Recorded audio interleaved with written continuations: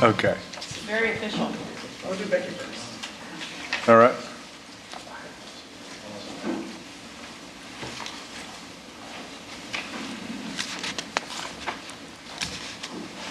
Hi, may I speak to Rebecca? Hi, this is Laura Baumgartner with the City Clerk's Office, and I'm going to put you in for the council interview.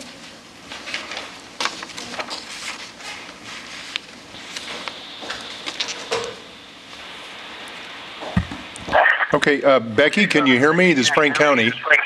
Yes, I can, Frank. Thank you. You bet.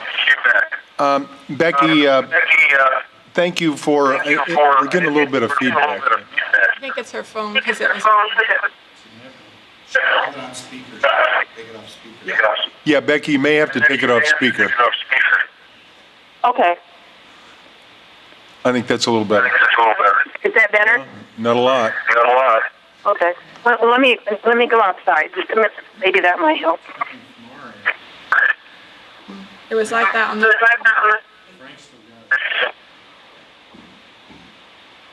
Okay.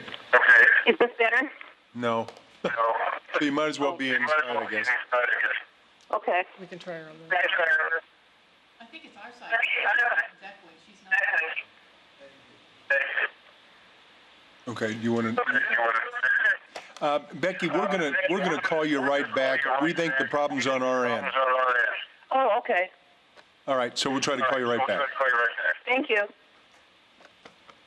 For the record, this is starting better than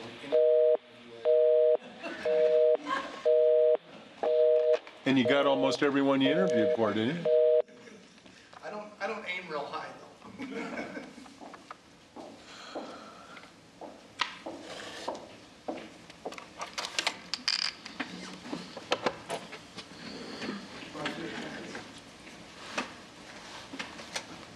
Becky, we're going to try it now. Hello? Becky, can Frank County again? Yes, I can hear you now. It's a little better. Okay. Yeah. Okay, so Becky, I think we're going to let you do a lot of the talking. We're going to have each of the council members are going to have a question to ask you and the other candidates.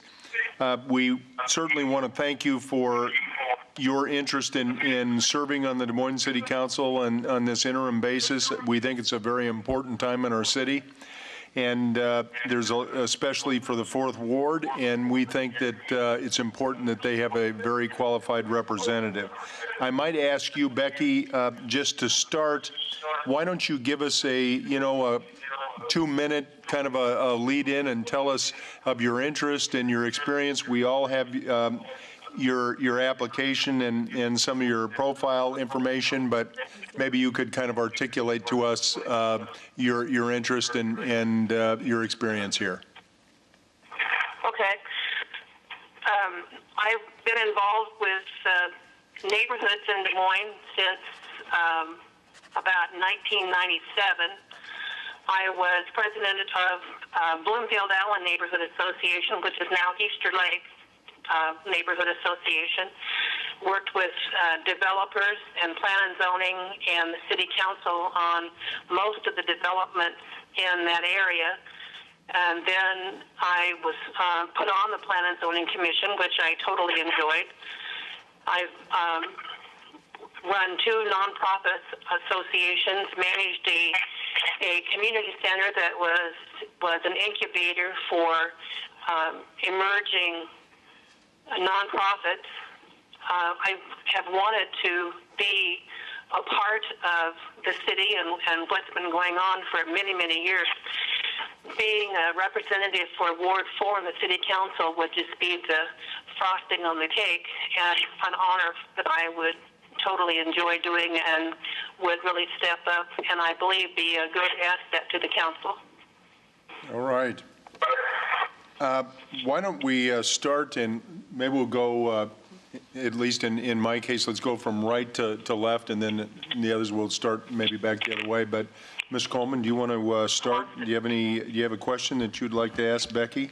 I would. Becky, thank you for joining us. My question has to do with the short nature of the appointment period for this seat and whether or not you have one or two specific goals you'd like to I'm only accomplish. getting about every other word.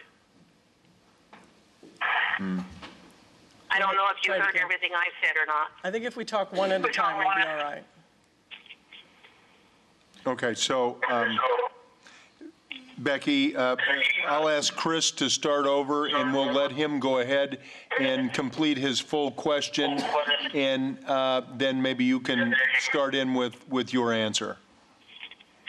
Go ahead, Chris.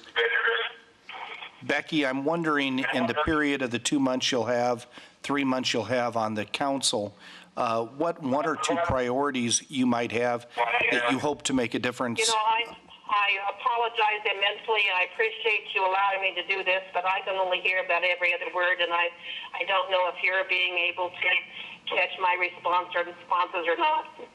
We can hear her okay. Yeah. We hear you fully, Becky. Could he say his thing in the phone line? Because we can all hear it here. Talking to the phone. And then put it back on speaker to hear her answer. Let's we can try it. I'll try that. Sorry, but that's Okay, Becky, what we're going to try is to have the people speak directly into the phone to talk to you, and then we'll put you on speaker for your answer. Becky, can you hear me better now? This is Chris Coleman, and my question, everybody can hear me, is in the period of your 2 or 3 months on the council, can you tell us what your one or two top priorities might be for what you hope to make a difference? And we're going to put you back on speaker, so wait just a second, because we can hear you fine when you're speaking by yourself.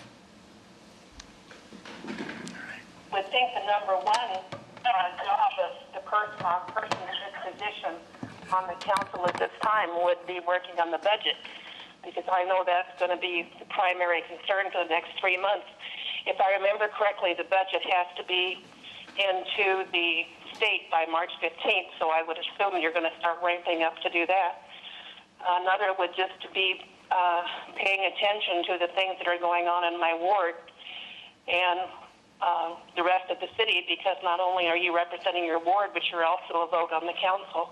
But I would assume that the largest share of it would be the budget. Okay. Christine? Do you want me to? Yeah, probably.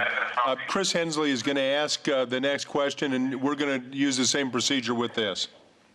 Okay? Did that work okay, Becky? Okay.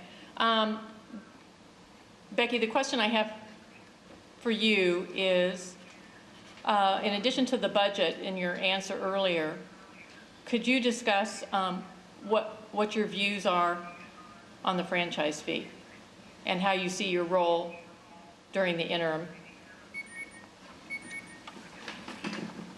As far as I know, the decision at the present time that the council has come to is to wait for that to have the election in March to see how the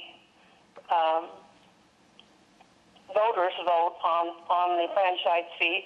Until then, I would assume it would be to see how the people who I interact with and the constituents in my area to see their opinions, and then to go out and stand behind whatever decision the council makes. Becky, have you made a decision one way or the other on the franchise fee? I'm sorry, I didn't hear that. You can just ask her. Christine wants to know if you made a decision on the franchise. Oh, I certainly believe the franchise fee is the way to go to move forward with that. Otherwise, it's totally unfair to the property owners of Des Moines, and the franchise fee is just, as far as I'm concerned, the only way to go. Thank you, Becky. All right, and we'll have Bob Mahaffey have the next question.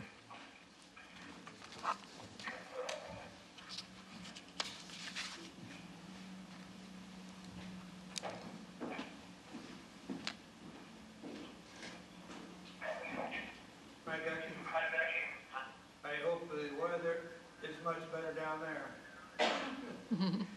Okay. Well, it's supposed to be 9 degrees in the morning. Yes. Okay. My main question was what you thought was our biggest challenge, and I think you've answered that. That's the budget. My next question will be of the things that Brian has been working on. Are you aware of what those are, and how will you be addressing those? No, anything in particular that he had working that needed to be continued, but I would certainly, Brian and I are friends, I certainly would be available and contact him as often as I could, or often as he would allow, to find out what was going on and what his plans were for it, and continue as best I can with what he had moved forward with. Okay. Skip Moore is going to have the next question. Hello, Becky. I believe it's important for a ward council person to know the boundaries of the territory they represent. Could you please give us the approximate boundaries of Ward 4? It would be University on the north, the East City limits on the east. It runs to the east side of Southwest 9th on the west, and the South City limits on the south. Thank you. Not quite. Okay. Hallie Grease, our Ward 1 councilperson, is going to present the next question. Hi, Becky. This is Hallie.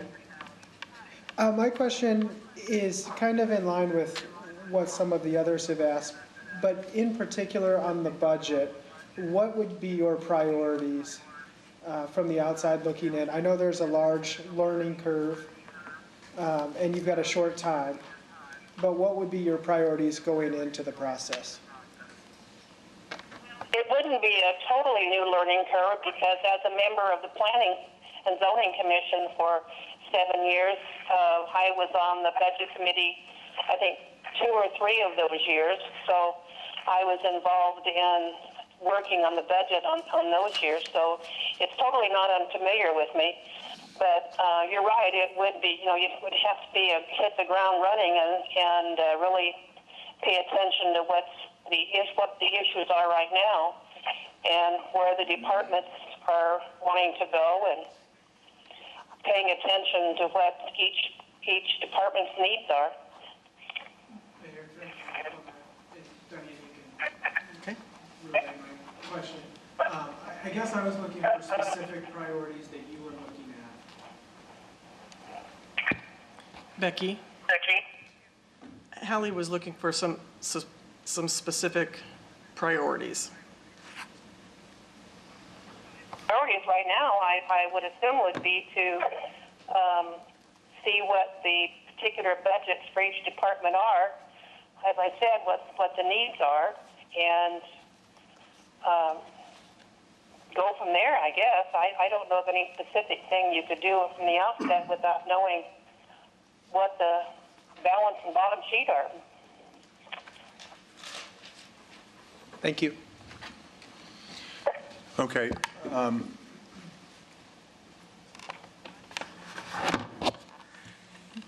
Okay, Becky, it's Frank County. So, Becky, I think that is you have worked through the years on boards and commissions and neighborhood, and as we have looked at budgets, and you separate the capital side and the operating side.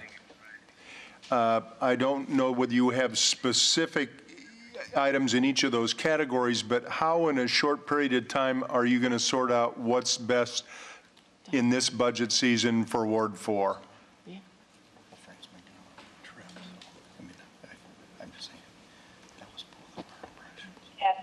At this particular time, I don't know what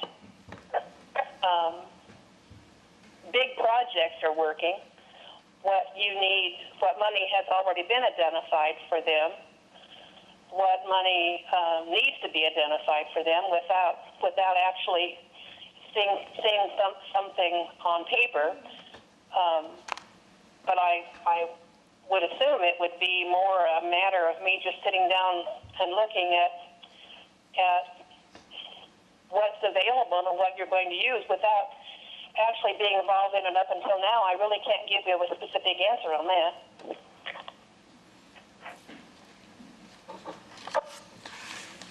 Becky, I think that was a good answer, because I think you know the process that it takes to go out and actually try to sort that out.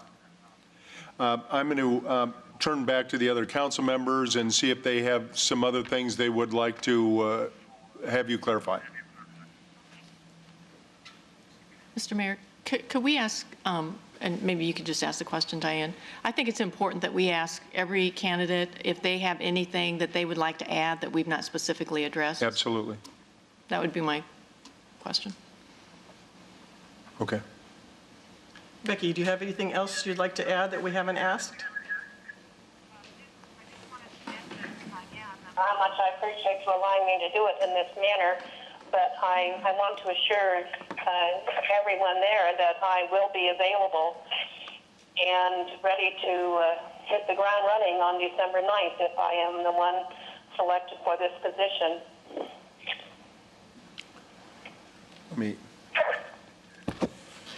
Becky, in that regard, one of the things that our constituents often ask is, especially during this budget season, what kind of a time commitment do you think it's going to take for the next 3-4 months to really do the right job for your ward? On plan and zoning, I was president of my neighborhood association on the Plan and Zoning Commission and president of Des Moines Neighbors. And at that particular time, Des Moines Neighbors was extremely active in almost all aspects of the city and the entire city. And there were times that I was putting 35 to 40 hours a week in between all three responsibilities. So I'm retired. I would be available to put however much time I felt was necessary into it. Okay. Does anybody have anything else? All right, Becky, we don't have anything else, and as Christine mentioned, if you have anything that you would like to say in closing, we would ask you to do that at this time. Secondly, we would like you to stay available in case, after we complete the other interviews, we may have some additional questions to ask you or some of the other candidates. I would like to, but I would like to be available to hear what the other people are saying, but apparently I'm not going to be able to do that. So no. If you need anything from me when it's completed, I will be here. So all right, whatever you need me to do, I'll be available. All done? All right, thank you, Becky, and we'll get back in touch. Thank you. If you have any other, after the other candidates have done their interviews, if you have any questions for me, please feel free to contact me. Okay. Thank you. Thank you.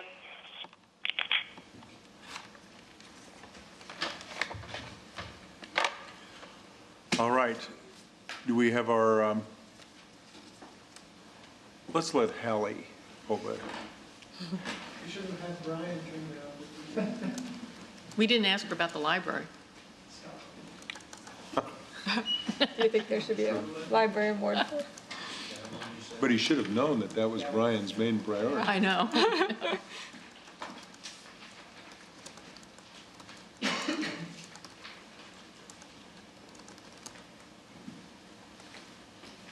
Who'd we get?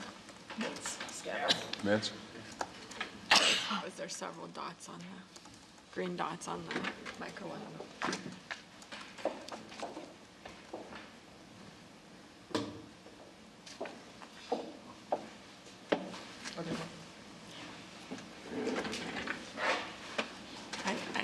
I think maybe there's just a delay in the conversation you could hear on her phone from time you heard it here to when you hear it on her phone.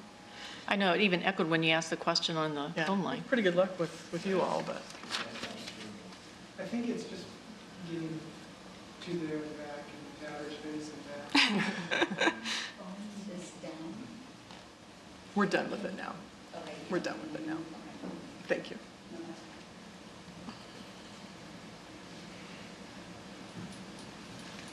It's a conversation time.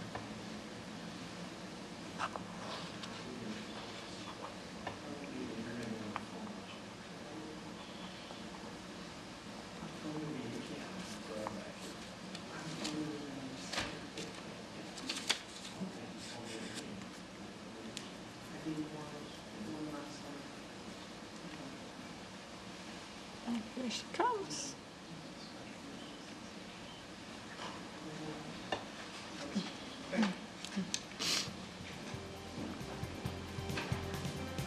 Good afternoon, Vince. Welcome. And we want to thank you for your interest in serving on the Des Moines City Council on this interim basis and to represent the Fourth Ward on in this seat that is currently vacant. So I think that what we would like to do is open up and ask you to give us, a couple, 3 minutes about your interest, why you're interested, some of your thoughts, dreams, aspirations, whatever you would like to tell us in a couple of minutes, and then we're going to have council ask you some individual questions. All right. Well, my name is Vince Scavo. I live at 2060 East Leland. Up until 15 years ago, I had very little interest in serving in any kind of capacity. Once I had children, it made me realize how important it is to get involved with the community, try to make it a better place for them, and to have them learn to love the Fourth Ward and the South Side and East Side as much as I can. A little bit about myself. I was born and raised in the Fourth Ward. My grandparents, Sam and Mary, ran a grocery store at the corner of Gray Street in Indianola for many years. My dad was an educator in the school district for the city of Des Moines. Ended up becoming an administrator for the alternative education system. My mom was retired from Mercy. I have 2 sons at this point. I've been married for 17 years. I'm currently employed with Marsden Building Maintenance. I serve on the Park and Rec Committee and the Citizen Golf Committee at this point for the city. I'm on the board of directors, what you'd like to call it, for a nonprofit for victim advocacy in the city. So just have become very aware of the importance of being able to help out in this area. So in 2006, I did run for the Fourth Ward City Council seat and finished second behind Brian. Through that process, I became very familiar with citizens of the Fourth Ward, neighborhood associations, their concerns, and what they would like to be seen done in those situations. With the limited time that is available through this appointment, my main concerns would be budgeting for the Fourth Ward CIP and to help the city understand and go forward with what the citizens feel is the best way to handle the franchise fee payback. In 2007, Brian did appoint me to the Parks Board. And through the Parks Board, I've been able to handle 2 or 3 projects that have had citywide impact. The first project I sat in with and took the lead for Parks Board was the dog parks.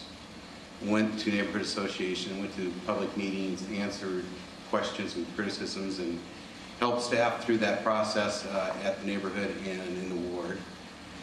The second thing I helped with, they came to me and asked me to go out and raise funds for the connection of the bike trail between the confluence of the river and county soccer. We did that through private and public donation. We were successful. The state and federal grants that we were working towards came through after they saw the interest of the community, and the money that we had raised showed them the community really wanted that extension of the trail. Beyond that, when it came time to rehabilitate Columbus Park, They took out the bocce ball courts, which made the Italian community a little bit upset. So I worked with park staff, and we came up and developed a plan to put 2 new courts down there and enhance the facility and the opportunity for the community to participate in Columbus Park activities. So those are a few of the things that I've worked with the city. As far as budgeting and how to understand a budget and what goes on in a budget, I did work 6 years at St. Anthony's School with budget issues, and they were not as complex as what the city budget is, but they were just as impactful to the community that I was serving at that time. Learned to listen to the people that had concerns and made decisions after listening. Didn't take my personal feelings into account. I understood at that point that we needed to listen to the people that we were dealing with and the impact it would make on the children and the future of the school. So I made tough decisions in that aspect, but had the ability to grow through the budgeting process and understand that it's important to get feedback from people in the community to understand what the needs were and what they felt was the best way to handle the situation. Okay, why don't we get to the questions, and then you may have some remarks to close, and I'll ask, well, let's start over here. Start with Hallie Grease, and go ahead. Thanks for being here. Thanks for your willingness to serve. You'll probably get some other questions regarding the budget. You mentioned that was kind of your focus. Talk a little bit about what specific priorities you have in the budgeting process, what your concerns are, what you'd like to focus on in the budget. In the budget, I understand there'll be, it's a revolving situation where different projects fall to the wayside or get pushed back because of funding issues. It would be to have a voice for the 4th Ward, that we make sure that our CIP and whatever other opportunities we have to fund projects in the ward get a fair voice, but also to be supportive of the city as a whole, to make sure that everybody in the city gets to receive the services that they've come to enjoy.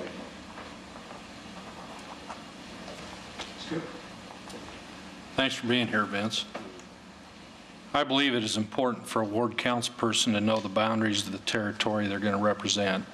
Could you please give me the approximate Ward 4 boundaries? Sure. University on the north side, Army Post on the south side. It runs up South Union to Park Avenue, takes a left, heads west to Southwest 9th, goes up Southwest 9th to Army Post, and on the east side, I do believe it is the city boundaries, which is southeast. Well, just directly east of my house. I can't remember the street name. Thanks. Bob? Again, thanks for being here. We face a number of problems as far as our city and our budget and the franchise fee and things going forward. What do you think is our major problem, and what suggestion would you have for us to address that? Major problem as into how to move forward? As in, yeah, how are we going to, we're about $7 million short on our budget, you know, how do we best address that? How do you best address the $7 million deficit? At this point, not real comfortable commenting on that. I would try to give you a better answer after being better informed, but you don't go back and try to cut services at this point. We try to look in different areas, putting projects back that may be in place for this year. Look for different ways that we would be able to handle through maintenance costs to decrease those costs, cooperation between county and city. Yeah. So we have 2 budgets, an operating and a CIP budget, and CIP budget would have to be a situation where you have to evaluate each program that's coming up on it, which part would be most beneficial for a city in the whole, and still represent your ward to make sure that they're receiving a priority project that they feel is important. I know Brian, in his conversations with me, said that you're familiar with a lot of the projects there, so you could keep his projects moving forward. So thank you for being interested in our city government. Thank you. Christine? Thanks, Vince, for being here, and thanks for all your work on Parks and Rec. You've done a lot. I didn't realize you'd done some of that. If we could follow up on the franchise fee, could you discuss and be more specific about the role that you see on the franchise fee, and also what are your personal views on the franchise fee? Okay. Obviously, we're going to have to pay back what has been paid out. That was the courts say that we have to pay back. We're going to have to we're going to end up issuing a bond.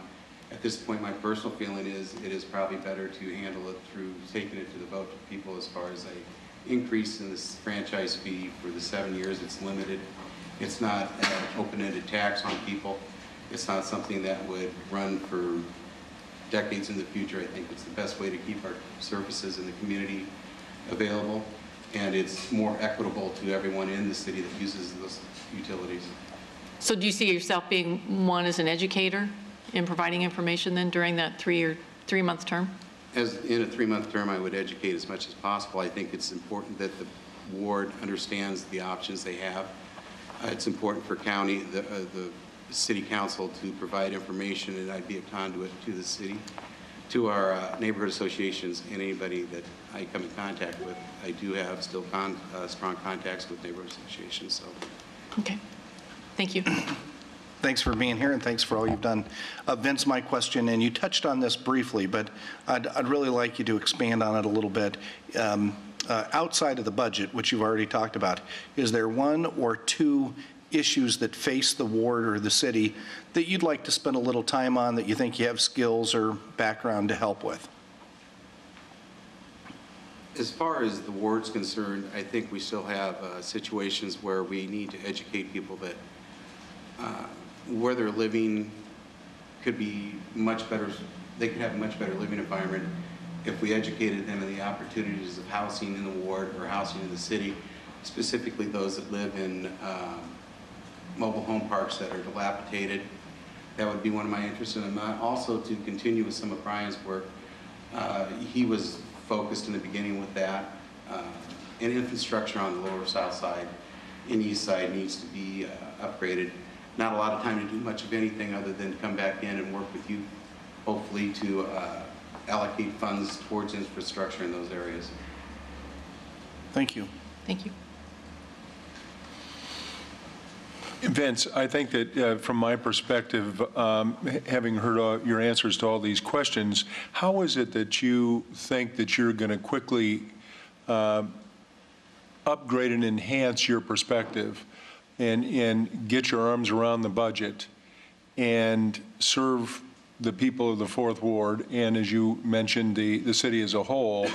And what kind of mechanisms are you going to use to sort that out in a fairly short period of time? And what kind of time also are you thinking about needs to be committed here in this next 3 months or so to get this done?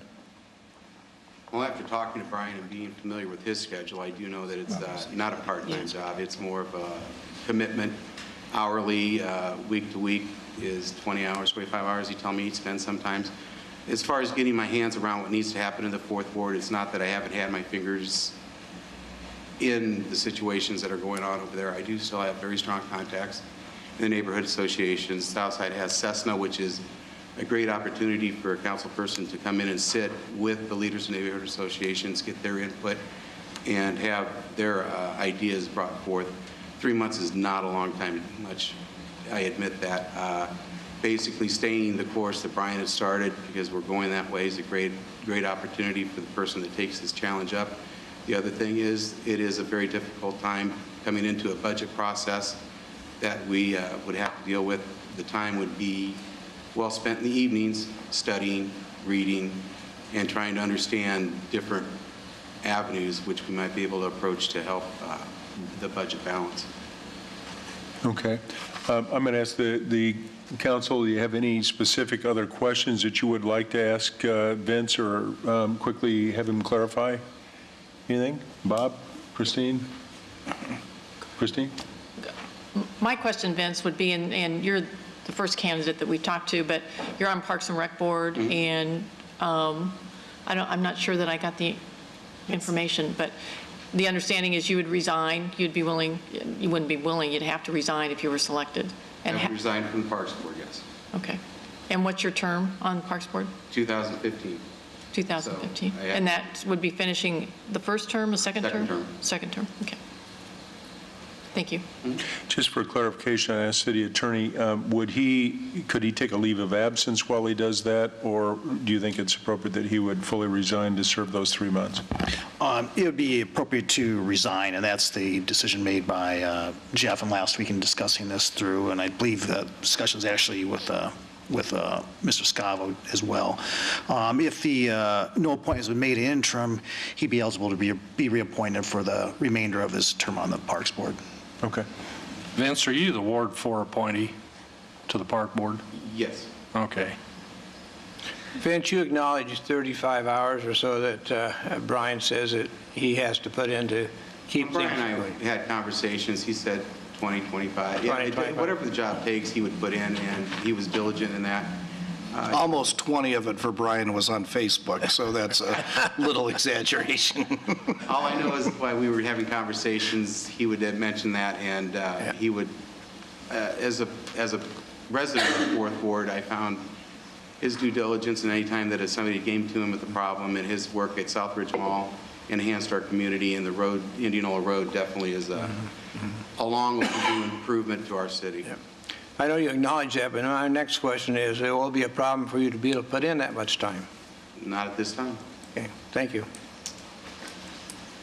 Unless there's any other questions, Vince, why don't we ask you to quickly give us a quick wrap-up, if you have anything that you think that we should know about that you've missed, or some closing statement that you would like to make. Well, I guess my question back to you guys as councilmen and women would be, I guess it's different for the at-large council person, but as a ward representative, how much time do you spend in a week dealing with ward situations, fielding phone calls, and trying to help?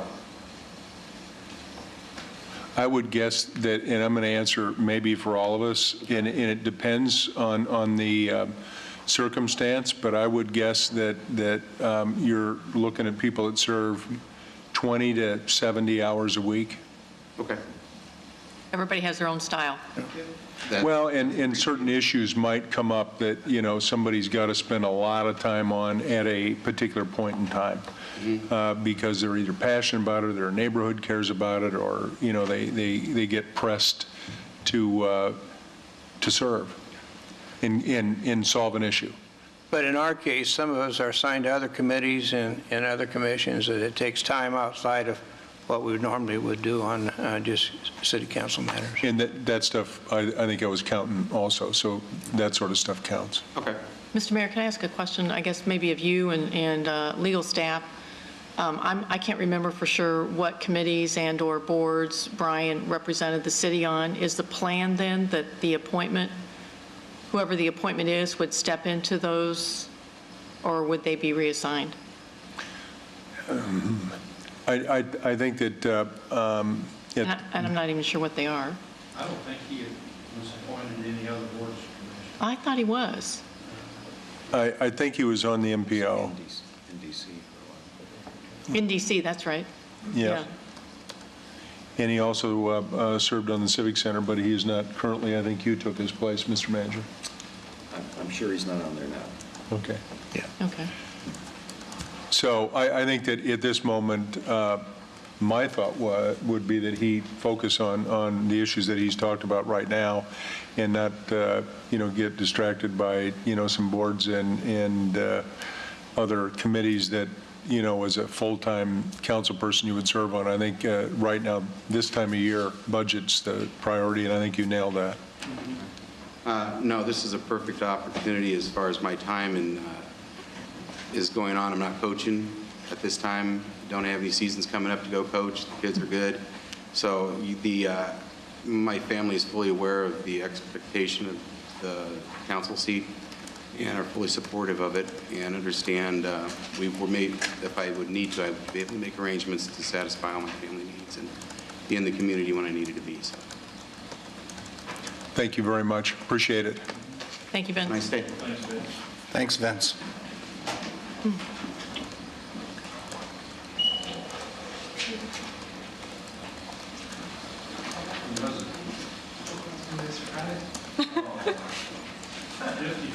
shot.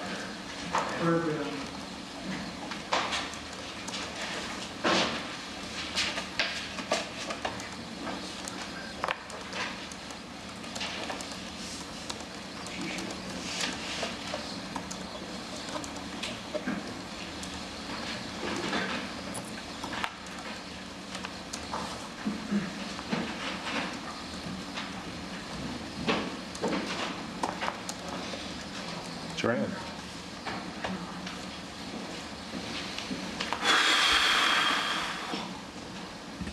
Joe. Well, we're doing real well. Hallie left us, he did the drawing, and he wasn't going to tell us exactly who was coming in. I didn't know either. Yeah. So, Joe, thank you so much for your application to serve in this interim spot in the 4th Ward. We feel that it's very important that the 4th Ward be fully represented, certainly during this budget season.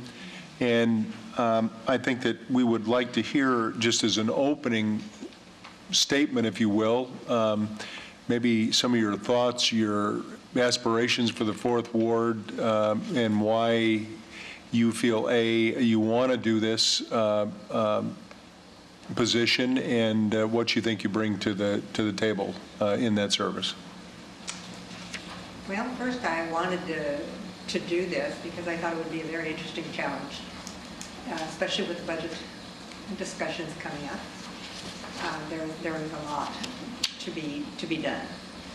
I've always been very much interested in the political side of life and political meaning, the interaction of people, how people get things done, and work to make goals. And I figured this would be a nice challenge. I've enjoyed being on planning and zoning and seeing how that aspect works. And I think I can bring quite a bit to the table because I'm familiar with a lot of what goes on with the city, how it works, and I do enjoy this type of activity. So. Okay. We're going to sort of work around the table, and we started this side last time, so Mr. Coleman, would you like to? Yeah, thank you for being here. My question has to do with the way you'd like to spend your time, what you think you'd be good at and can make an impact on in this short window. Are there 1 or 2 priorities that you have that you'd like to make a difference on during your tenure on the council? I think the difference in this short time would be through the budget discussions coming up, making sure, in my opinion anyway, the police and fire and all of those discussions that we will have are very important, and I want to see if it's all possible to maintain those priorities in the discussions, because I'd hate to see something happen like what happened to Fire Station 6, where we lost part of the function of that station. And I think that's probably the biggest thing right at the moment is just how I can work with you all to get the 4th Ward, which partly is the east side. So many people don't even think of it. I know you folks do, but so many people don't even think the 4th Ward includes any part of the east side. So it's important to have that all worked out to the benefit of everyone. Okay. Thank Christine? you. Joe, my question revolves around the franchise fee, and I'd like to have you talk about what your thoughts are on the franchise fee, what you see your role being on the franchise fee during this 3-month period if you were selected. That's a big issue. The franchise fee, unfortunately, that we have to pay back, I think how it's paid back would be something that we would need to really see how we could do it equitably. That's something I would have to get into even more, because I think it's a little more complicated than, hey, we got to pay this money back.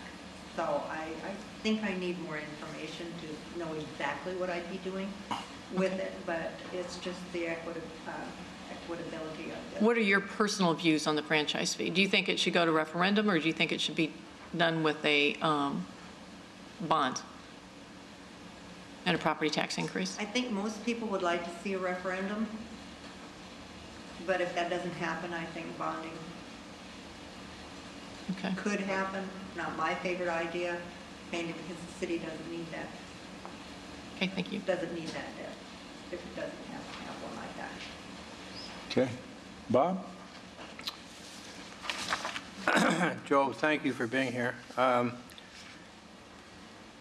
The amount of time that, and I don't know whether you talked to Brian or not, the amount of time he spends in that,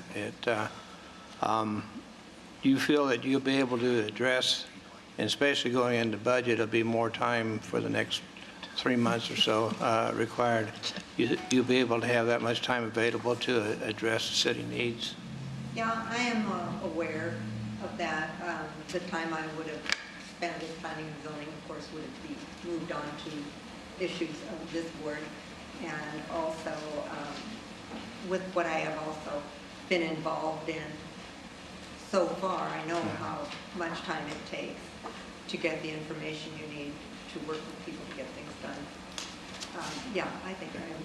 I want to ask you one question on the application here that you didn't answer. Any relatives employed with the city, yes or no? It was not checked.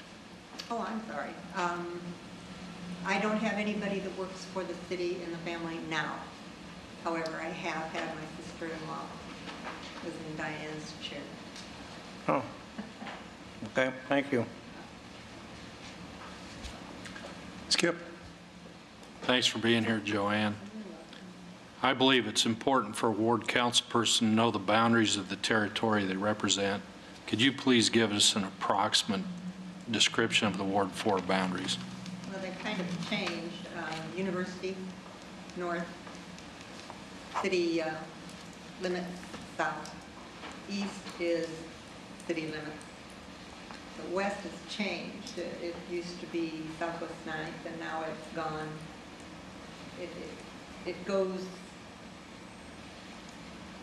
I can't remember if it goes to Park Avenue or not, but it cuts back into the 4th Ward, all the way to, I believe, Southeast 5th, and then goes straight south. The north boundary is the same. Okay, thank you. Joe, thanks for being here. Thanks for your willingness to serve. Talk a little bit about how you would approach the budget. I think we all agree, and I think you've stated the budget is kind of what you can focus on in the limited time you're here. Just talk about maybe some specifics that you would prioritize as you approach the budget.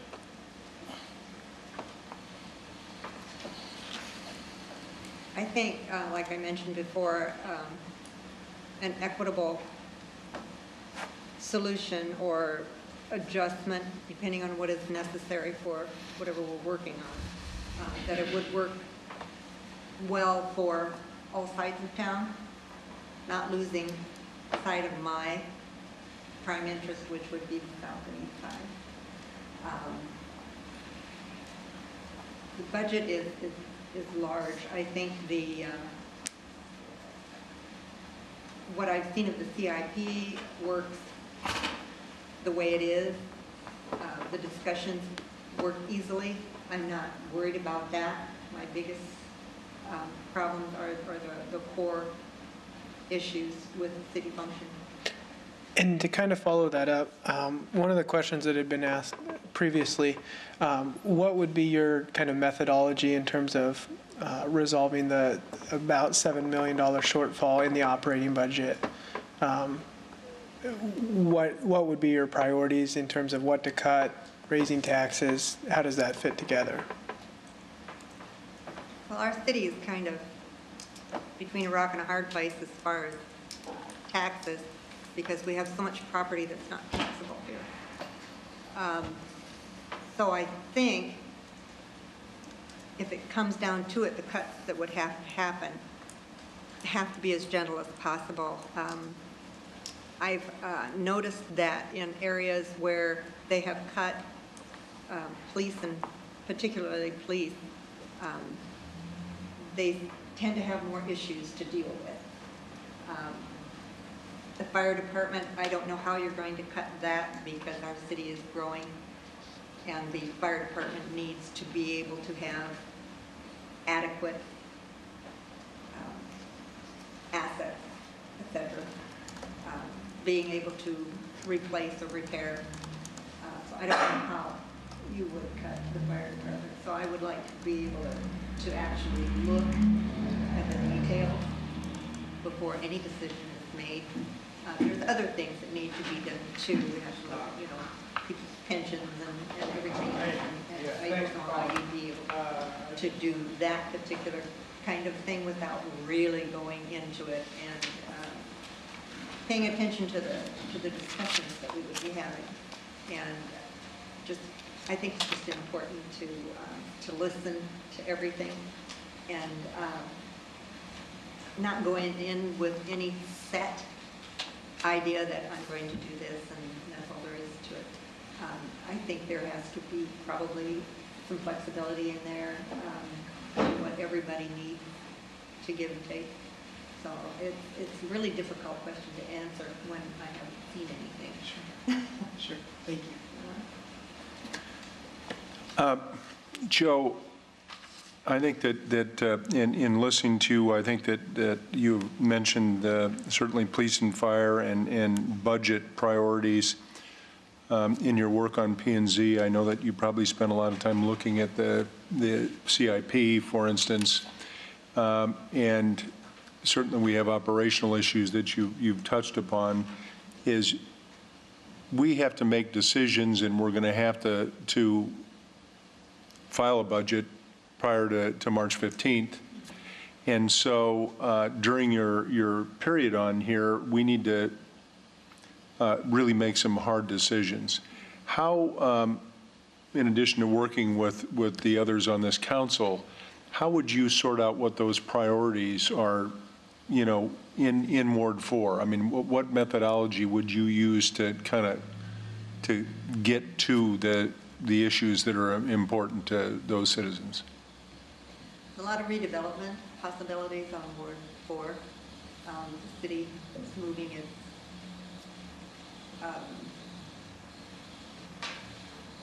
mine went blank, but the city is moving a lot of its The combined service facility? yeah. Okay. Into Ward 4. Well, it was in Ward 4, but moving it into another area to redevelop the southern part of the East Village area. There's just an awful lot of things that could happen in the ward, the whole ward.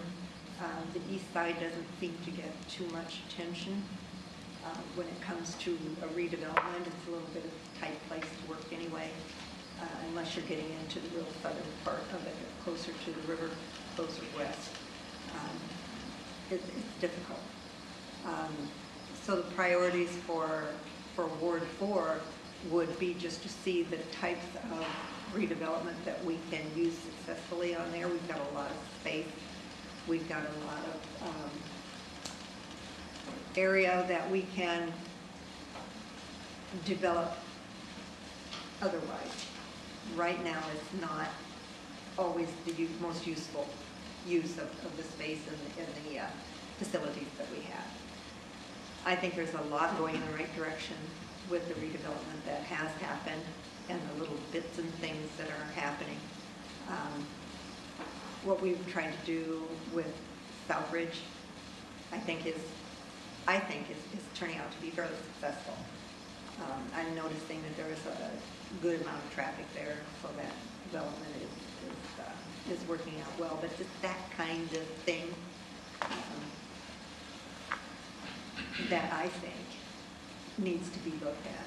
It's our it's our development, the community development projects that can happen on the south side and east side that would be a benefit for the whole city, not just them, but for the whole city. But we need to bring business and taxes and everything else into the city property and keep here and south side ready and waiting for a lot of that.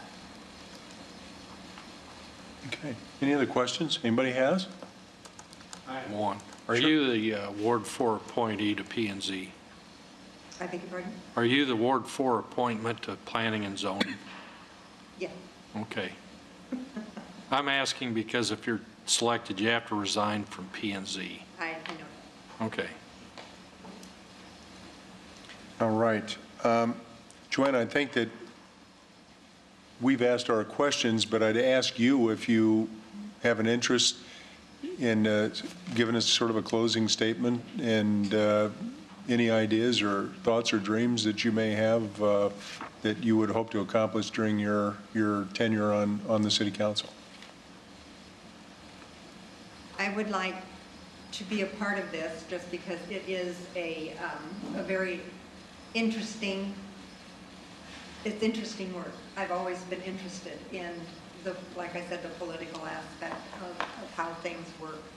And I think it would be a lot of time well spent to see what can be done. And in 3 months, I don't know exactly how fruitful it would be, but the City Council is quite important, and we need to have somebody in here that would be a fairly smooth transition, being I am aware of how things, pretty much how things run. I think I can do that, and it would.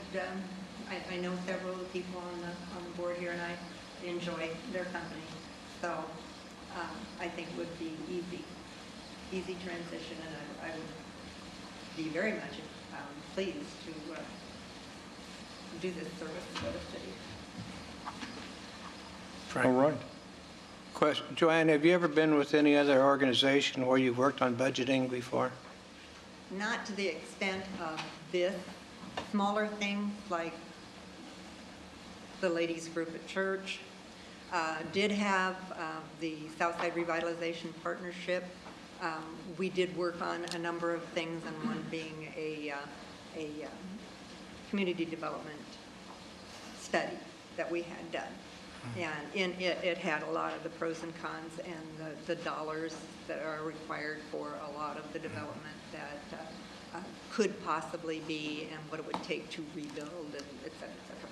So there was some. I can't say I've had any work that is what the city does. Thank you. All right.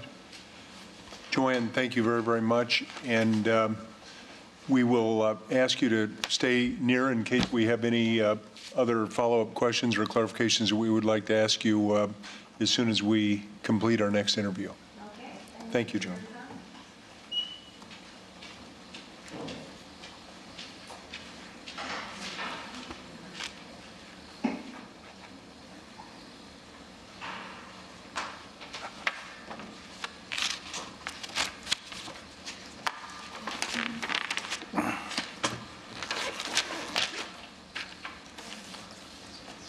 What do I win, Hallie, if I guess who your next selection is? Don't be surprised. He was just guessing at who the next one is.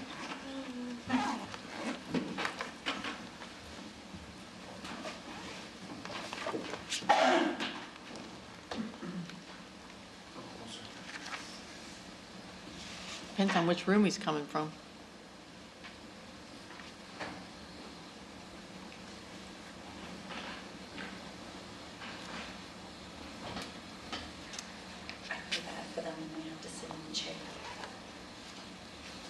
What's that? The chair there, it's like a, interrogation chair. Yeah.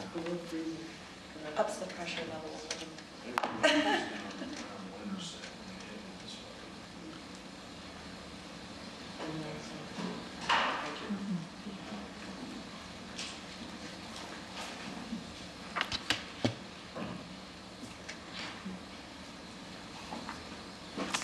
Hi there.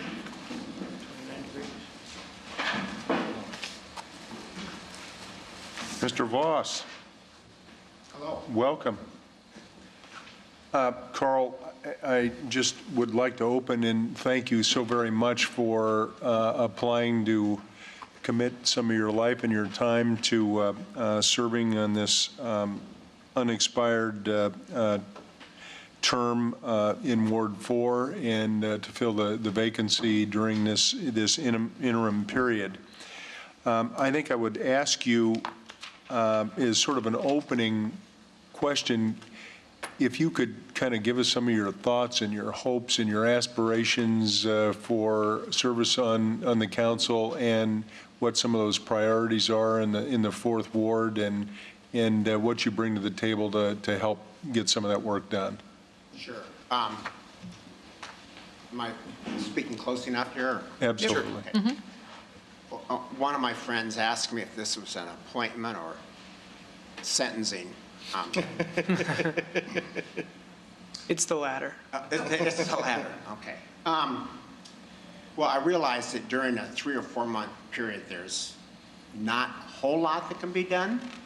I know that some of the council decisions move at glacial speed, but I'm aware of 2 key decisions that will come up during this period, and that would be the approval of the budget and then a decision by the council on what to do with the franchise fee and how to negotiate through those issues. I think in my cover letter I mentioned that I've been a Des Moines resident since '71. I've moved to the east side in 2000. At that point, it wasn't even the East Village.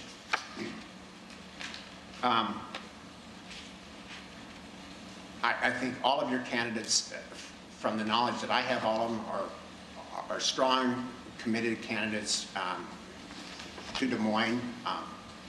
I guess for me, I'd offer no drama, no hidden agenda. I think I play well with others. I don't have any skeletons hanging in the closet or no embarrassing Facebook posts. I don't have connections to either of the announced candidates for Ward 4. I don't have any illusions of grandeur that this is going to lead to anything else. In December, I will have served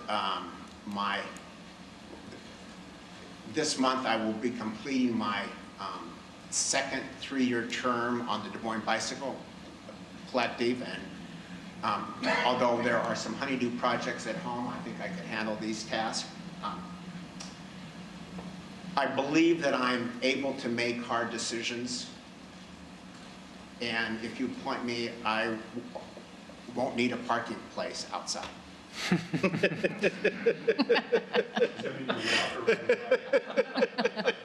Exactly. Okay, thank you. Carl, thanks for your introduction. And why don't we start this time, Bob, with you? Okay. Well, thanks, Carl, for coming down and your interest in being part of the city planning committee and the council. I enjoyed reading your personal experiences, Matt. You've got a lot of business experiences, I see, and that I think that speaks well for a person who is looking to get into the city businesses. And but one of my concerns, of course, all of us, is our budget. And what ideas would you have as far as the budgeting process? I know it's only like a 3-month period, but do you have preconceived ideas as what you would like to see happen as far as budgeting? Well, I realize that the city budgets are going to be tight, and probably no surprise to anyone in this room that in our household we're pretty dang fond of the library and Parks and Rec. Are there ways to trim the budget. I haven't been to a budget workshop. I'm probably in about the same spot that Bill Gray is as far as dealing with the budget. So I would take my lead from the other council members.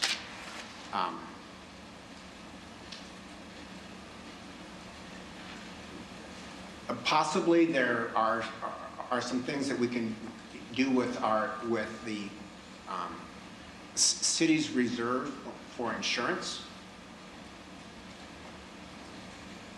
Is the city being too conservative in the reserves for being self-insured? Possibly. It would be worth a second look. Well, I think that's a good idea. That's some areas that we've been looking at too, so, yeah. Bob, thank you. Skip? Thanks for being here, Carl. We all love Parks and Rec and libraries.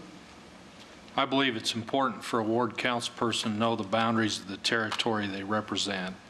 Could you please give us an approximate accounting of the Ward 4 boundaries? Well, I actually have a copy that I brought along with me. Can I refer to the copy or not? I actually brought. If you brought it, go ahead. Just. Well, I'm asking the question. No, that's fair. So Southwest 9th is the western. I know there are jogs in the boundary, but Southwest 9th is a big boundary for the westernmost exposure. It goes east to the city limits. It goes north to East University, kind of jogging around I-235, and south to the city boundaries. I think I counted 17 neighborhood associations in that group, Skip. So there are quite a few. That if I met with all of the 17 or 18 neighborhood associations just to meet with the presidents or board members of those, that would be quite an accomplishment just to tackle that task within 3 months. So. Thank you. Hallie? It sure would be an accomplishment. Thank you for volunteering to be appointed to serve your community. I guess the irony in this position is that it's really short and there's not a lot of time to do stuff. But the budget is one issue that you will have to really play a role in. You'll really have to learn quickly. How do you, specifically, what do you see as your priorities going into the budgeting process?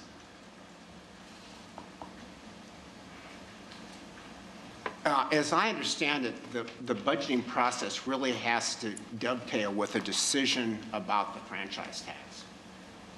I mean, they go hand in glove, as I understand it. So those two things are going to have to come out together. And if the council decides to put that as a referendum before the public, I think they'll have to have the public will need the confidence that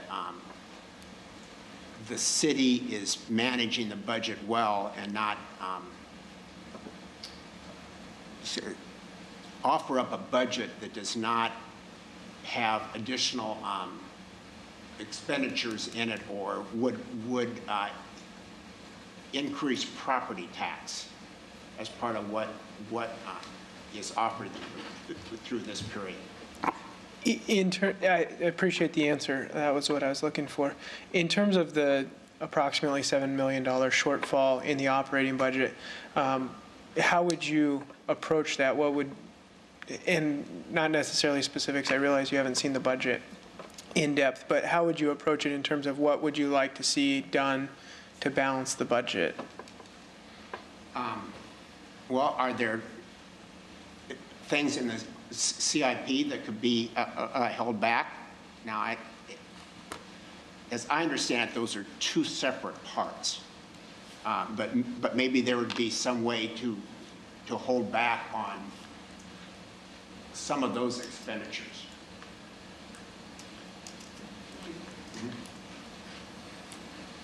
Mr. Coleman.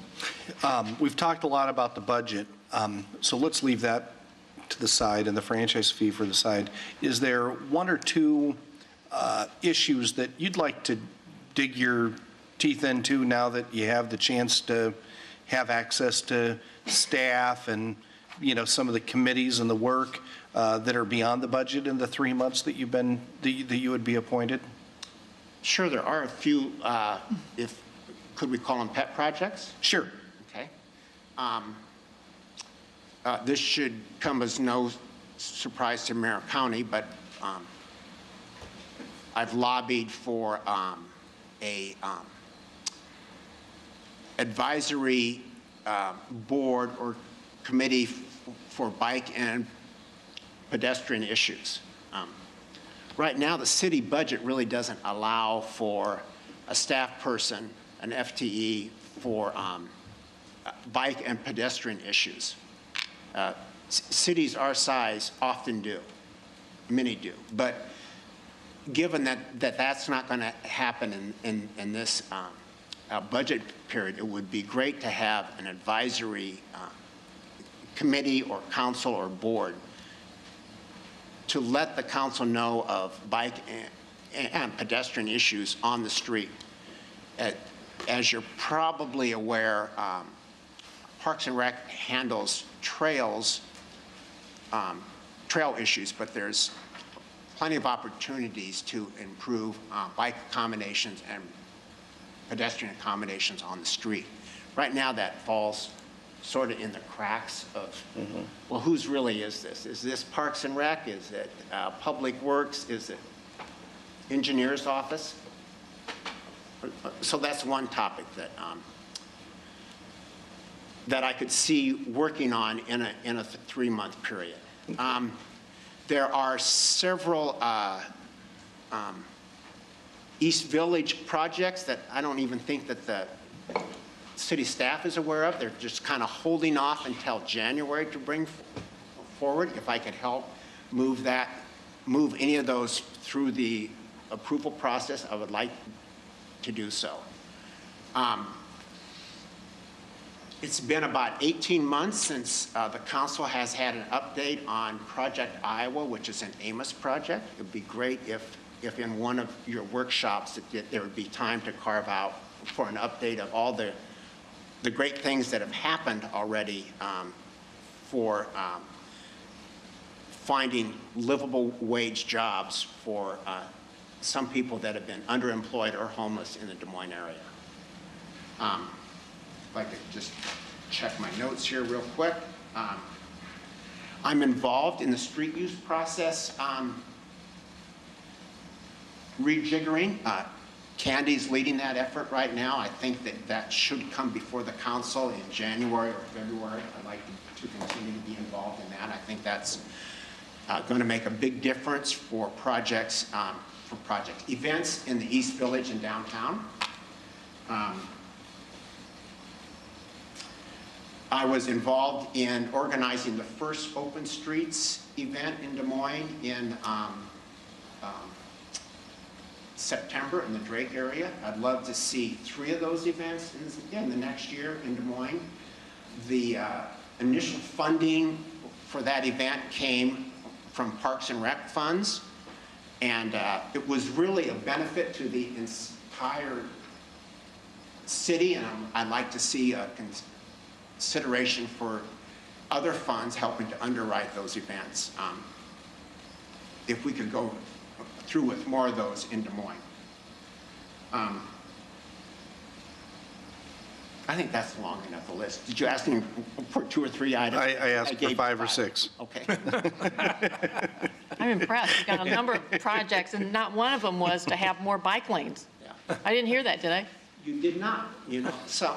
Well, the bike advisory might get there, but, you know. Okay, Carl, my question relates back to the franchise fee. If we could go back and talk about that. Sure. And first of all, what are your personal views on the franchise fee, and what do you see your role if you were appointed in dealing with the franchise fee during this 3-month period? Well, as I understand it, all people who are, and churches and all nonprofits that received or that paid the franchise fee through their utility bills will benefit from getting a refund.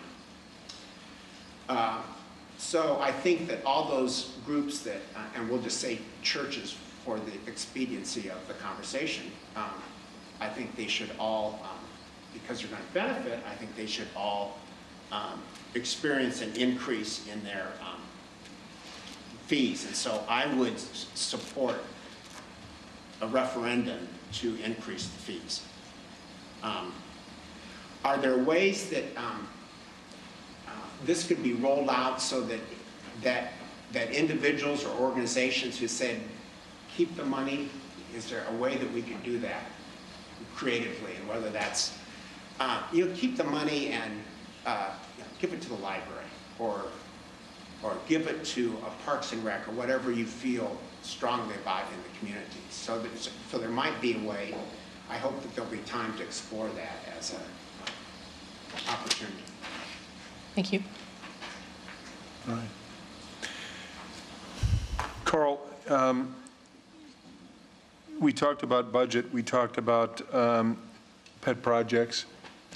How, it sounds like you have a personal feeling about a lot of these things, and I'm sure at some level they're shared by folks in the ward, but how are you going to, in this short period of time, what methodology are you going to use to make sure that the rest of your constituents in Ward 4 are walking in the same path that you are on a lot of this stuff, or you thinking that you pretty well already know that and you're just going to go down the... No, well, we all know that elected officials have to make unpopular choices, but and an unpopular decision, excuse me. But I would use the neighborhood network to reach out to the neighborhoods and talk to people in all the different parts of this ward. So that list of contacts is easily accessible from Kimberly Hansen, and I guess I will have to get right on it. Okay. Whether those are meetings with the presidents or having coffees at drop-by coffees. All right. Okay. Anybody have any other questions? Carl, I think what we would like to do now, if you have any thoughts or closing words of inspiration for us, we'd like to hear those at this time, and kind of to sort of, in conclusion, wrap up your presentation. Well, I realize that a lot of people look at me and all they see is a bike. I get that. I like bikes. I'm not going to run from that, but I'm involved in biking because the trails really bring communities together. And anytime you get out of a steel cage in your car, and whether you walk or bike and talk to people, I think it's a good thing. Des Moines is the hub of all of the trail networks, and we've seen a fabulous growth in use of trails. In my opinion, Des Moines doesn't look any better than when we do things cooperative with our neighbors. And whether that's a little tiny connection between 63rd and 1st in West Des Moines, I think more of those things that we can do are great. And I do actually I do have car keys, so know that I, on occasion, drive a car also. So some of the things that I've been involved in Des Moines, I pushed for bike racks on what was then the MTA buses, and the MTA staff originally projected 7,145 annual uses of the bike racks. So far this year, there are 50,000 uses of the bike racks on the buses. And that was really my first chance to do some advocacy. I just attended some Amos training and got a chance to work that through the process of the MTA board. I think Chris Hensley can tell you a little bit more about that if you wish more details. I was proud to have to be one of the organizers of the first holiday promenade in the East Village. That was 2002, and Pat Amadeo and I, Pat's so tall, we used my stepladder and hung borrowed lights on all those trees that were about as big as a thumb. Joe and Steve Logson actually gave away loaves of bread from Basil Prosperi, which had just opened not too long before that. We had an open house in our house and realized that, wow, 1,000 people came through our house. And I think at that point we realized that we had something in the East Village. The trails that I spoke of earlier, this trail map project that I've done, we've now printed 200,000 copies of these maps. I think when the word spreads about the Open Streets event that was held in the Drake area last year, I think that was going to be another fantastic addition to Des Moines. I've also been involved on the board of the Neighborhood Investment Corp, the NIC, which really was struggled in some early times that what's now known as the Mickle Center was upside down in terms of dollars, and some challenges getting the East Village Square built, but it was all good. So I just wanted to give you some examples that I've been involved and done some things outside of the bike. I would be pleased to serve on the council. I have a good track record of answering emails and voicemails, although that could get scary, I suspect. But I will try to hold up a good track record of doing it. Frank? Carl, thank you very, very much. I want to make one comment. Carl's been an integral member of our Traffic and Transportation Committee, and you realize that you'd have to forego that if you were appointed. That was one of the questions I had, if I got a chance to ask questions, and my second term ends at the end of calendar 2014. I will say that Bob, you made a good appointment. Callie also made a good appointment. So I think there were 3 appointments short on that board, and you all know who you are that have appointment. But yes, I understand that I will have to pass the baton on that. So. Yeah, you do. All right. John Morrissey's still on the board, isn't he? No, he's not. He resigned. No. It's the first time I was made aware of that. I think his time limit's run. All right. Carl? All right. Thank you very, very much. Thank you, Carl. Appreciate your time. And if, Carl, if you would, Amanda will kind of show you, we're going to probably have a couple of questions, make sure that everything has been answered, and if it hasn't, we may call one or more of you back to clarify some things. Yeah. You made a reappointment. Well, he's checked out on everything anyways. I haven't seen anybody. I saw Scott. Any thoughts from the council? Anything, any questions we should have asked that we didn't, or any clarifications? I was interested in Mr. Coleman's question on pet projects. I guess we didn't find out what anybody else thought about pet projects. Well, we kind of, I mean, we did ask them what their goals would be during I asked the same question each time.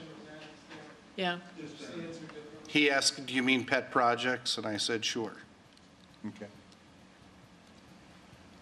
Usually you were coordinating on the budget, but you said, I don't want you to talk about the budget. Well, the 2 times I was last, I said it the same way, just so he didn't answer the budget again, because they had already talked about that. I was Exactly. trying to get to something else. All right. Anybody have anything that we ought to get clarified? I'm comfortable with the information we got in the interview process. Okay. Chris, same? I did maybe just have a process question. The subcommittee did have some application materials. Did we provide that to all members of the council for the 4 of them? Okay. Yep. Ally, any thoughts? Any more questions? Skip? No? Bob? All right. One more process question, Mayor. Yep. Monday, we have a workshop and a special council meeting in the morning. And is that the time in which this agenda item will be on in the morning? It was my thought that what we probably ought to do is absolutely have that vote at that time, because we'd like that person to step onto the council, I would think, that night and occupy this chair.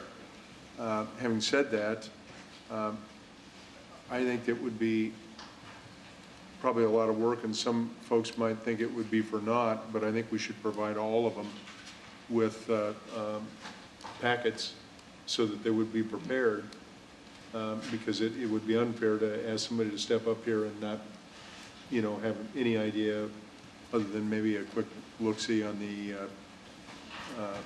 website as to what's on there, now, if they really want to get into it. But they ought to have a packet and be able to take notes if they want to, or if they just want it on the internet, they could do that as well. But I think that we ought to avail them all of a complete council packet for it. That's my thought. Mr. Manager. I was just going to add, Mr. Mayor, to that comment, if that's the direction you want to go with the 4 candidates, I'll assign somebody in my office to contact each of the candidates before the council meeting, just to answer questions they might have about the agenda. You know, sometimes they have questions about routine things, and so we will do that if you like, just to make sure they have at least some ability to Q&A. And before we print the packet, we may want to check, you know, a number of us just use the online resources, and that might be their preference as well. Yeah. Yeah. You know, but to make sure they understand how to access that. And Can you, and this might be a question for the city attorney, I'm not sure, in terms of the selection process, where do we go from here? Is that decision made Monday morning at the workshop, or? That would be I mean, I don't want to have a we would post raise your hands for each position kind of thing, and whoever gets the most votes wins. I agree. I think we need we need to ask the city attorney about specifically what we have to do by statute in regard to this selection, because I don't think it can be a hidden ballot. Right. Yeah. 2 things. One, we noticed this at appointment made at a special meeting on the 9th. So right now the time is flexible. Once we know the time, we'll have to publish 24-hour notice of the actual time. So, you know, if you have it with the workshop, be a workshop, but then also actual called special meeting for the specific purpose. As to the selection, yes, it has to be public. You know, the votes would get tallied I believe when they did this back 10 years ago, is actually a ballot process, but your actual vote for the person would be recorded. That's just the part of public records, open meetings law. So. Larry, if there was consensus that emerged, is it possible just to have a motion put on the floor to make an appointment and the council support that motion? Well, I guess the difficulty is how you get to that consensus. People could vote against it. Yeah. I guess it is kind of open the process. I believe actually, I think the 10 years ago, I believe, in time of Diane, there was actually a process where it was narrowed down to a couple. In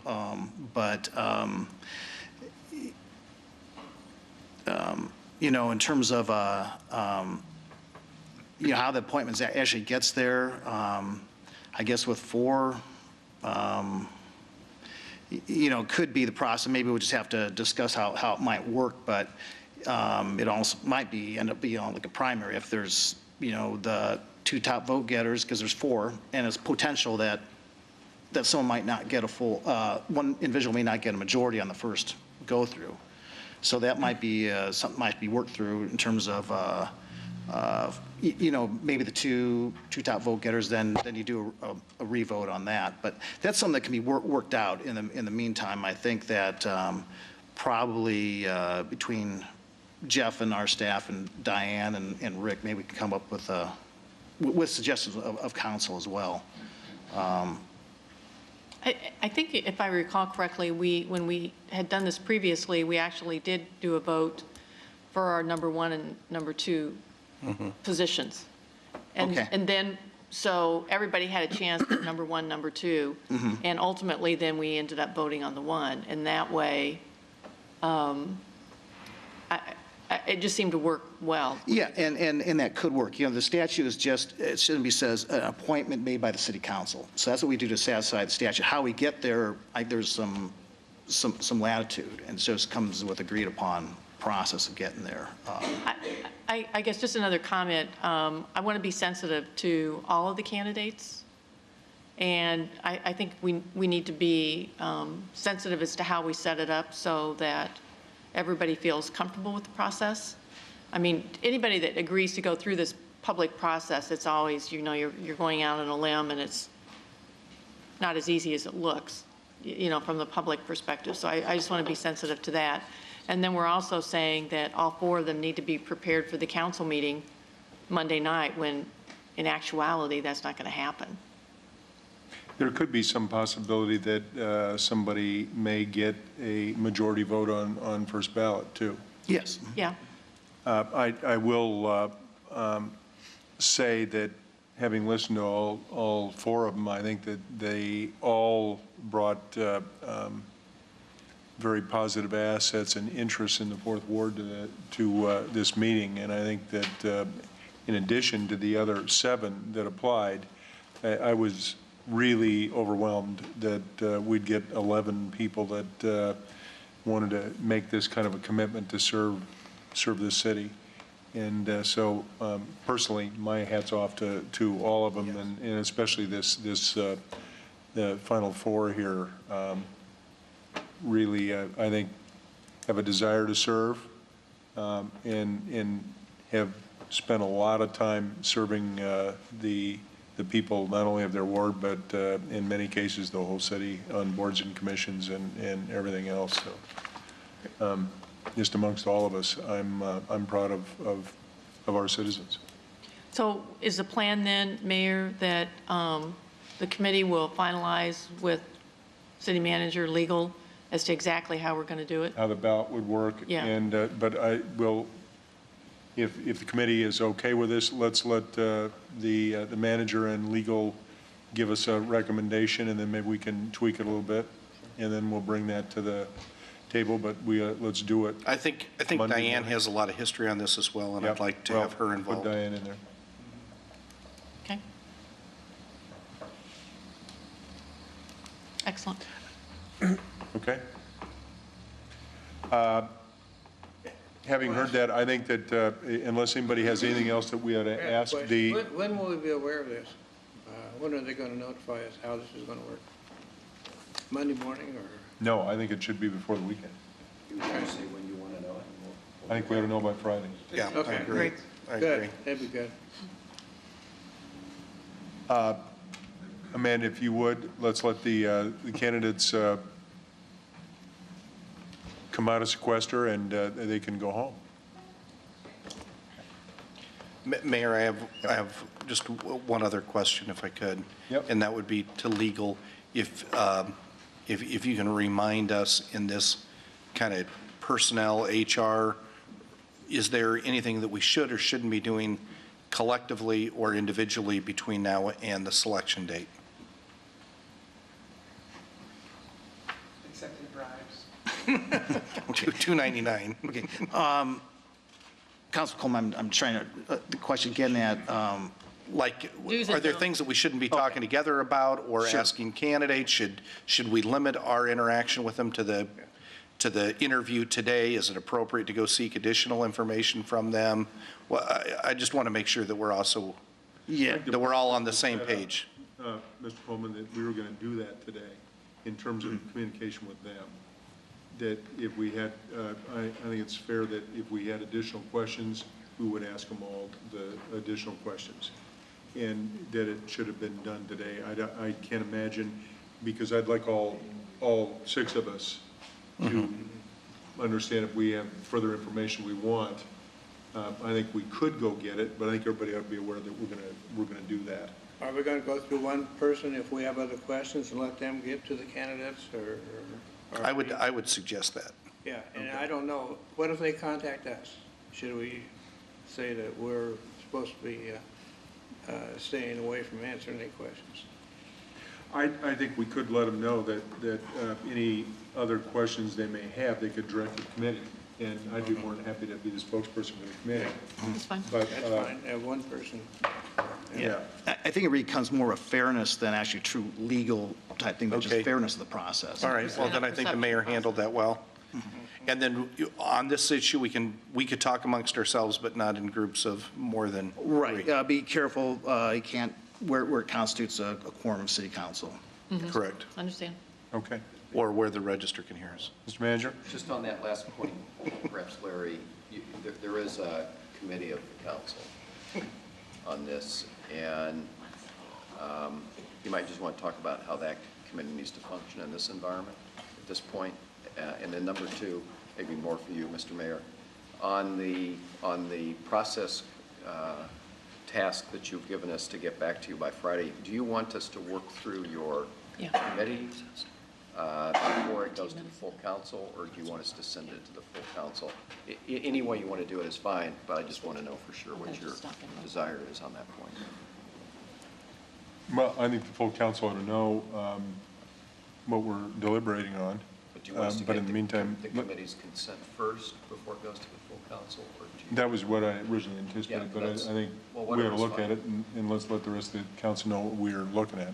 Mayor, I think we should set a time and date for the committee to meet because we're going to have to publish that in advance. Thank you, Mr. Moore. That's really the thing I'm driving at, because I think if you want the committee to provide direction back to Jeff and me and Diane, you'll have to meet and notice and. I guess I didn't see the committee providing that direction. I thought the mayor and we agreed that you and legal were going to make a recommendation and come back. I'm just trying to get it clarified. Okay, I understand. Yeah, from In what, my opinion, I think we can, I'm not too stressed out about the process. If we have to vote on Monday morning, great. I trust your judgment to make a process call. I don't think we need to run that up the flagpole I don't either. 6 times, Thank you. in my opinion. So, Agree. so go ahead and get with legal and the city clerk and make a decision on process, and I don't think we'll have any issues. And I'd like to do it, hopefully, the timeframe before Friday, because we need to make our final decision by Friday so we can set date, time, everything to publish for the meeting, which I anticipate being in the morning at the workshop. So are we to work with the mayor or the committee on on the process issue. But I heard Hallie suggest the mayor. Mayor. Yeah, just call me and then I'll Sure. call Chris and Skip and say, here's what we got, what do you think? We can all work together on the process. Yeah. But I think We don't need a formal approval process. that'll be, when you make that call, then that's a public meeting. Yes. So you, Well, if you use, yeah, I guess it's, the subcommittee has been treated as appropriately as a designated public board of the council, so it's been suited I'm public. comfortable with the mayor, giving it to the mayor and just, We could disband the committee and I think just it ought to be the mayor. give it to me and I'll let everybody know. that's what I That'll think. work. Great. Yeah. That's your best bet. yeah, perfect. We okay? I got kicked off the committee? You're disbanded. I vote aye. Thanks for your service. All right, Like a so if we watch. move forward, do we need to have we've got a Special bond, special bond Yes, we have a bond sale. sale. So let's call that meeting to order.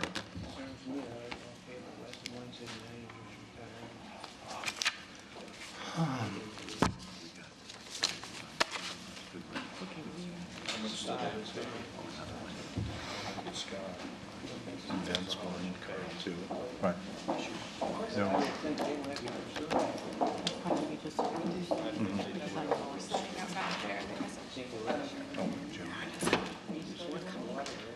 Where's on Is somebody going to be here to present the numbers? yes. All right, I'd like to call our special city council meeting to order and ask clerk to take roll. County, Aye. Coleman, Aye. Reese, Hensley, Here. Mahaffey. Here. Moore. We have a quorum. All right, I didn't anticipate that the interviews would be actually part of a city council meeting, although it was posted. So I think that the purpose of this meeting, to me, is directing the sale of the general obligation bonds. But first, I think we need to get a report from our budget finance authority, Mr. Scott Sanders, and I'm going to turn it over to Scott, and he can give us the results. Thank you, Mayor, council members. And I have John Burmeister here from PFM as well. I'm going to go ahead and hand out the second document. There are two handouts going around. They should be somewhat familiar to you, at least in format. These are the same information points that we try to get to you with every bond sale. The first I'm going to go through is the memo itself, coming from me, and then we can talk after that about some of the other nuances in the second handout. Essentially, this morning we had our sale at 10 o'clock this morning for the roughly $40 million of GO bonds that would pay for then the franchise fee litigation judgment. You'll see here I've mentioned that the purpose is to pay for the judgment. We continue to get praises from the credit rating agencies. We've got improved interest rate environment slightly from when we sold bonds last in July. And even with that, we price better than what we typically have compared to the market. So not only do we see small improvements in the market itself, but our own pricing compared to the market improved. So there's some really good news there. This is the 2014 A series. They are federally tax exempt. We went with the shorter 8-year term to more closely match the anticipation of the franchise fee additional revenue. We received 3 bids. Hutchinson, Shockley, Early was the lowest bid. You'll see that in bold, about 3/4 of the way down, with a 2.71% interest rate, TIC. The 2 other bids, Morgan Stanley and Wells Fargo, were slightly higher interest rates. So compared to recent past, this bid was actually better than what we've had in the 2013 A and B series, as well as the 2012 series of bonds. Similar to what we've had, I don't know, John, probably the last 3 years, if not long, actually more than that, we receive premium bonds in that they bid a slightly higher coupon rate than what the market's looking for, but they also pay you more than just $1 per par amount. And I believe in some of these maturities, I got it right here, they were paying us $1.17 for every dollar of debt in order to have a higher coupon on there. It becomes a yield that we can then compare from one bid to the next. That's all we're really looking at, is what the ending yield is, and that takes into account both the coupon and the price. And so with that, we ended up with, I guess in the initial run was $1.5 million, but I think the premium was recalculated slightly higher than that maybe. Extra proceeds, these premiums are extra proceeds which allow us to lower the size of the total debt. So it was resized from that little over 40 million down to what you're seeing here is a 38 million. I'll get this exactly right here, $38,830,000 par amount. So that's good, because that ends up being our debt capacity issue. How much debt are we actually have on the books? Well, now it's only going to be 38.8 instead of almost 41 million. So I'm covering all the high points here. The next steps would be to approve the final documentation and final resolutions at the December 23rd council meeting, with a closing and receipt of funds on January 6th. That's the delivery date.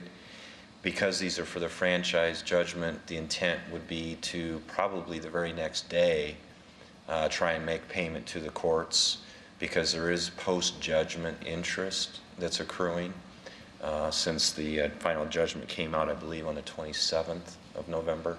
So that clock is ticking, and I think we're at about a 2.9%, I'll check on this, a high 2% interest rate.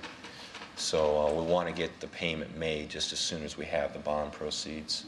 So the idea would be to have that judgment paid off January 7th, the day after we receive the bond proceeds. Scott, a couple questions. Yes. Have we always been going after the 8-year issue as opposed to 20? Because I thought we had talked at 20. This is new. This is new, okay. This is new. So the 8-year issue and the 41 cents per thousand of assessed value, what is, if we're not successful in the referendum, what will be the tax rate? Oh, I'm sorry.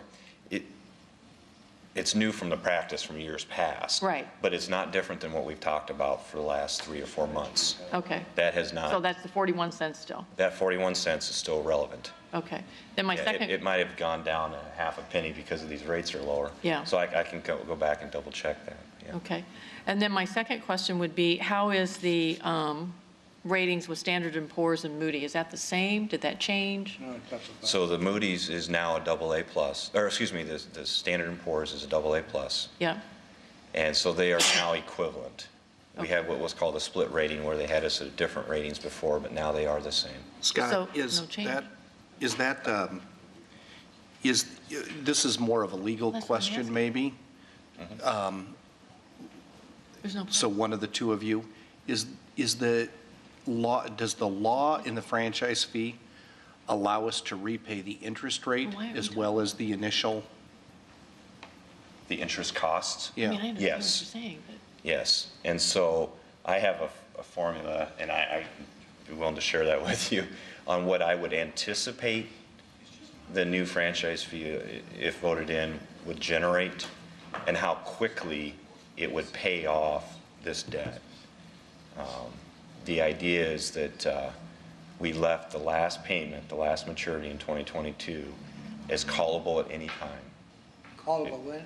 Callable at any time. Oh, anytime. And so if the city votes the franchise fee revenue in, we could immediately, upon receiving those payments, start paying down, prepaying that 2022 maturity that I've speculated or shown here. 19 million of this debt is sitting out there in 2022 that is callable at any point that we have revenues. I may have asked my question wrong. Okay. And if you answered it and I didn't hear you right, I apologize. if we approved a franchise fee referendum, it allows us to repay a lawsuit that arose. And only the debt service associated with that. And the debt service. Yes. So, Debt service. so it includes the entire repayment, not just the part that would go against the quote-unquote principal. Correct. Okay. Yeah, the statute's drafted that way. Okay. It's broadly. Yeah. Because when you start to see the amount of interest, I hadn't asked that before, Yes. so thank you. And if I could follow up on that, the amount of the legislation was 2.5% additional franchise fee. What that generates over the 7-year period that would be allowed is not enough to cover all of this debt service if that's all we have. Now, there's a lot of things that can work to our advantage. If there is unclaimed funds that get returned to the city, those would then become available as well to pay this off. The expected revenue of that 2.5%, what I'm showing is a conservative estimate. And so as long as it came in a little stronger than what I've got, there's a good chance that it would then be paid off. All of this would be able to be paid off with that franchise fee. So we need a few things to still work in our advantage. Now, what does that mean? It only means that in year 7, at the end, it is possible there might be a couple $1 million worth of obligation yet. But a lot of things would have to work against us for that to be the case. Can I continue? Yes. I think Scott's analysis of this is right on, and his recommendation to you is right. We're capped by the law. The law says you can increase the franchise fee by 2.5 cents. So what that generates is what that generates. And what Scott's saying to you is he's using very conservative assumptions, the worst case scenario assumptions, and that results in a situation where there's a potential that we'll have $3 million that this won't cover, that you'll have to. 3.5. But I think his analysis and approach is right on and appropriate. But the other thing that's part of this that we need to be clear about is at the end of this 7-year period, if franchise fee referendum does not pass, and you're on property taxes at the end of the 8 years, I guess, Scott, you'll be back in the market refinancing this issue. That's right. The interest rates here are really, really low, I think partly because it's a short-term rate. If you'd had a 20-year rate, you would have been paying a higher rate. But again, Scott's making the right call here. If we'd done a 20-year bet with an 8-year call, you would have paid a higher rate. So you're sort of hedging it a little bit. But if the franchise fee referendum passes, you will have the best of all worlds. I'm trying to support his logic here, which is very sound and good. And it did take, I want to thank PFM and Allers, to be honest with you, helping to explain that to the market, because it's what was called an extraordinary call. And so it was extraordinary for the market to get comfortable with. That's why we only had 3 bids. The second handout, even though we had 3 bids, we did have an awful lot of interest. That second grouping with Morgan Stanley had 7 participants in it. We had numerous calls, another 6 bidders that were expressing interest in trying to get enough of their customers to get interested in it. So there was a lot of talk about this, our bond issue. This Chicago firm, have we ever done bonds with them previously? I don't recognize the name, but. Not recently, and I don't think, I went back 3 years. Yeah, they're heavy in the state of Iowa, but I don't know if they've bought any lately. Yeah. Okay, I don't remember. They have been in our bid, have bid on Des Moines. They just have not been successful. They have not been successful. Okay. That's correct. I'll move item 4. All right, we've got a motion to move item 4 as we vote. Mr. Manager, you want to make a comment? Just once again, Mayor and Council, to say something I know you know, but this midweek sale is possible because you have this special meeting today. It is very smart on your part. It's very much appreciated, and it helps our taxpayers. But it's why you're having this funny meeting in the middle of the week.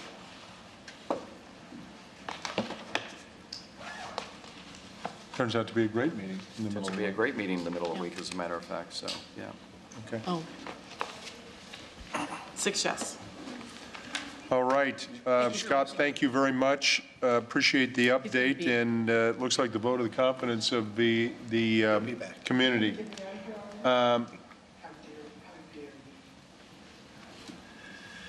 Could we have a motion to adjourn? Move. All in favor? Aye. Opposed? It's unanimous. We sit adjourned. Yes.